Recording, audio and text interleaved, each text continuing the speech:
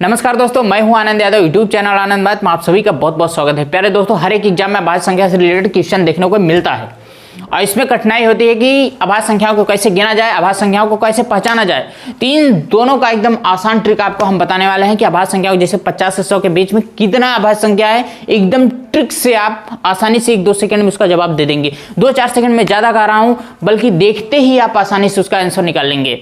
जैसे 1 से 80 के बीच में कितनी अभाज्य संख्याएं हैं, 80 से 100 के बीच में कितनी अभाज्य संख्या है। मान लीजिए 631 दिया है, वो अभाज्य संख्या है कि नहीं है, ये कैसे पहचानेंगे, सबसे बड़ी समस्या होती है। तो इन दोनों का एकदम आसानी से ट्रिक बताएंगे। चलिए पहले काउंट करना सिखाते हैं आपको, उसके बाद कंसेप्ट दूसरा बताएंगे कैसे संख्या को पहचाना जाता है, अभाज्य है कि नहीं है। ठीक है, चलिए देखिए, आपको मोबाइल नंबर एक याद रखना होगा, लेकिन उसके पहले आप चैनल को सब्सक्राइब कर लीजिए, बेल आइकन को ऑल पे करके ऑन कर लीजिएगा, वीडियो को सबके पास शेयर कर दीजिएगा, लाइक जरूर करिएगा। चलिए देखिए, और एकदम आसान, मोबाइल से भी आसान, एक नंबर नोट कर लीजिए, 44 है, उसका आधा 22 है, 22 के पहले 3 लगा के 22 लिख दीजिए, 322, उससे एक कम कर दीजिए 321। मैंने क्या कहा, याद करने का तरीका भी बता दिया। 22 का आधा 44, 44 का आधा 22, 44 का आधा 22, 322, 321।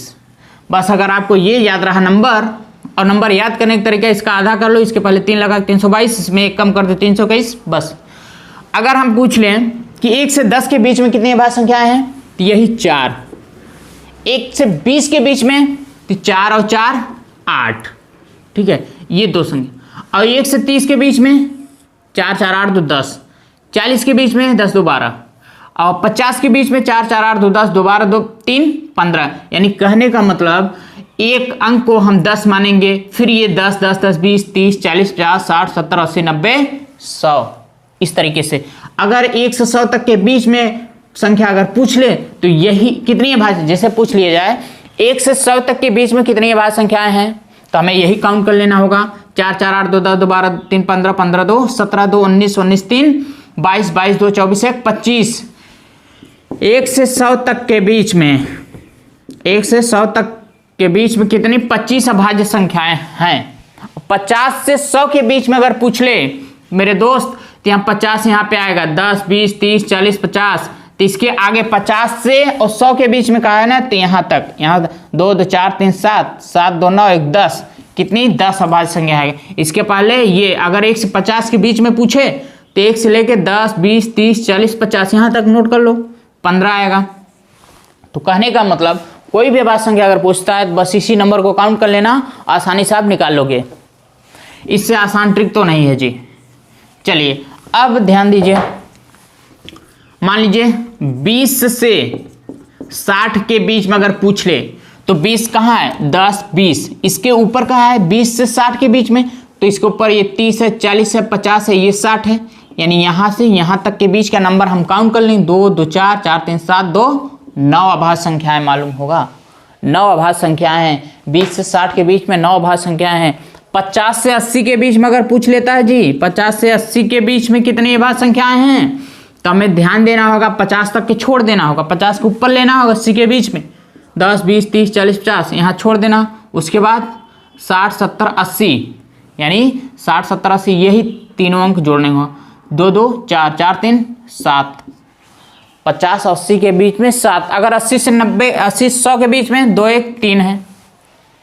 ऐसे कोई भी पूछ सकता है, आप आसानी से निकाल लेंगे। अब तो समझ गए होंगे ना कि अगर, रुकिए अभी आपको हम बताएंगे कि कैसे पहचाना जाएगा। मान लीजिए 631 दे दिया या 623 दे दिया, यह अभाज्य संख्या है कि नहीं है, तो ये नोट करिएगा।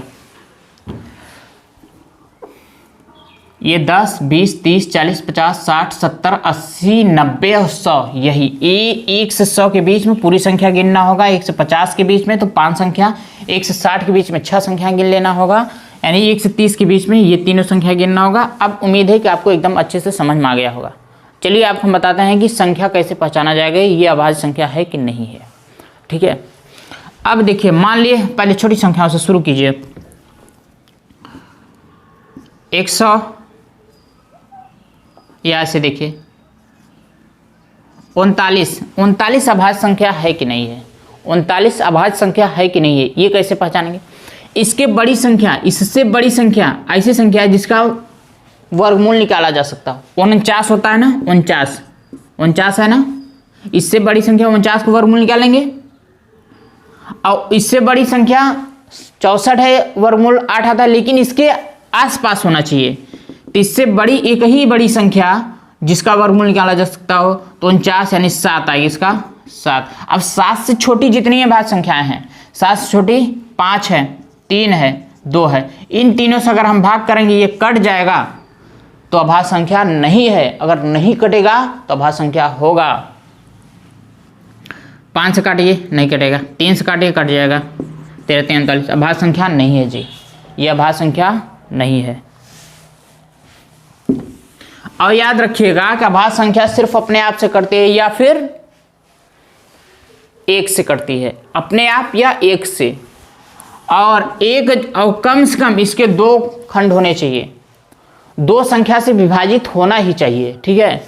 जैसे सबसे छोटी अभाज्य संख्या 2 होता है, सबसे छोटी जो अभाज्य संख्या होती है वो 2 होता है, क्योंकि ये 1 से भी कटेगा और 2 से भी कटेगा। लेकिन यही 1 जो है सबसे छोटी अभाज्य संख्या नहीं है, क्योंकि सिर्फ ये अपने यानी 1 ही से कट रहा है, ये 1 से कट रहा है और किसी और संख्या से नहीं। 1 संख्या से कटने पे अभाज्य संख्या नहीं, कम से कम 2 इसके गुणनखंड होने चाहिए, जैसे 1 और 2, यानी 1 से कटना चाहिए और अपने आप से कटना चाहिए, कोई अदर संख्या। तो इसलिए 2 से स्टार्ट। और जब कभी एग्जाम में पूछ ले जाए कि सम अभाज्य संख्या कौन सी है, तो सिर्फ और सिर्फ एक है जो कि ये 2 है। ये सम भी है अभाज्य भी है, सम अभाज्य संख्या 2 है, ऐसे भी एग्जाम में पूछा जाता है।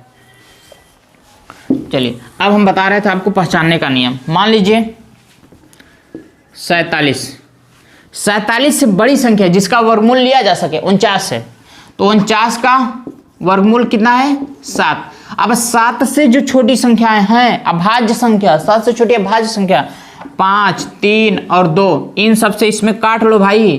5 से काटेंगे नहीं कटेगा, 3 से काटेंगे नहीं कटेगा, 2 से काटेंगे नहीं कटेगा, यानी ये अभाज्य संख्या है। पहचानने का यही एक तरीका है। देखो अब कोई और संख्या देख लो, मान लीजिए 61 ये अभाज्य है कि नहीं है। इसके थोड़ा से बड़ी जिसका वर्गमूल निकाला जा सके 64, इससे बड़ी संख्या 64 है जिसका वर्गमूल निकाला जा सकता है, 8 आएगा। 64 वर्गमूल 8। अब इससे छोटी सभी अभाज्य संख्याओं को हम लिखेंगे। इससे छोटी सभी अभाज्य संख्याओं क्या हैं, ये 7 होगा, 5 होगा, सिर्फ अभाज्य संख्या, 3 नहीं, हाँ 7, 5, 3 और 2, इन सब से काट के देख लो भाई। हम 7 से काटेंगे नहीं कटेगा, 5 से नहीं कटेगा, 3 से भी नहीं कटेगा, 2 से भी काटेंगे नहीं कटेगा, यानी ये है एक अभाज्य संख्या है। अगर यहीं पे चलिए मान लीजिए 57, ठीक है 57 से बड़ी संख्या कौन सी है जिसका वर्गमूल निकाला जा सकता है, 64 होगा, ये भी 64 के करीब में, तो इसका 8। अब 8 से छोटी जितनी अभाज्य संख्या है 7 है, 5 है, 3 है, 2 है। अब इन सभी से काट लो, देखो अगर कटता है तो 7 से नहीं कटेगा, 5 से नहीं कटेगा, 3 से कट जाएगा, 19 3 57। जब कट गया तब अभाज्य संख्या नहीं है जी, जब ये कट गया तब अभाज्य संख्या नहीं है। यानी कि जिसका भी, जैसे चलिए देखिए ये देखो, अब इससे बड़ी 117 और 113, कितनी भी बड़ी संख्या दिया रहेगा यही नियम लगेगा। लेकिन इन दोनों से आप समझ लीजिए, हम 2 संख्याएं लिख रहे हैं, 117 113। अब 117 से बड़ी या पहले तो फर्स्ट नंबर देख लीजिए, 117 से बड़ी जो संख्या होगा कि हम इसे कैसे पहचानेंगे अभाज्य है कि नहीं है, ये अभाज्य है कि नहीं है। तो 117 से बड़ी जो वर्गमूल है, जो 117 से बड़ा ऐसी कौन सी संख्या है जिसका वर्गमूल निकाला जा सकता है, 125 से नहीं, 121 है। 121 का वर्गमूल कितना होता है, 11 होता है। अब 11 तो अभाज्य संख्या है, लेकिन इससे छोटी सभी संख्याओं से, सभी अभाज्य संख्याओं से हम भाग करेंगे। इससे छोटी सभी अभाज्य संख्या क्या होगा, 7 होगा, 5 होगा, 3 होगा, 2 होगा।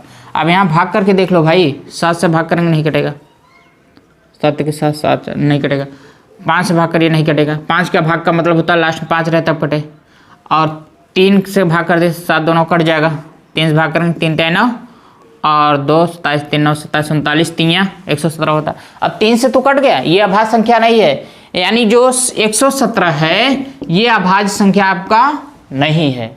सिर्फ और सिर्फ सिंपल तरीका यही निकालने का है। अब 113 देख लीजिए, अब 113 से बड़ी ऐसी कौन संख्या है जिसका वर्गमूल निकाला जा सकता है? 113 जो है इससे बड़ी एक क्या है, वही संख्या होगा 121 इसके आसपास का, इसका 11 है, 11 से छोटी संख्या जितनी है 7 है, 5 है, 3 है और 2 है। अब भाग कर लीजिए, 113 में हम 7 से भाग करेंगे नहीं कटेगा, 5 से तो कटेगा ही नहीं क्योंकि लास्ट में 5 होना चाहिए, 3 से नहीं कटेगा, इसका योग 3 से कटना चाहिए, 2 से भी नहीं कटेगा, यानी 113 ये अभाज्य संख्या आपका होगा। उम्मीद है कि आपको अच्छे समझ में आएगा, समझ में आया होगा तो वीडियो को शेयर जरूर करिएगा, लाइक करके अपने सभी दोस्तों में शेयर करिएगा, और जितना हो सके कम से कम 5 लोगों के पास तो जरूर भेजिएगा, और 5 लोगों से सब्सक्राइब जरूर करवाइएगा।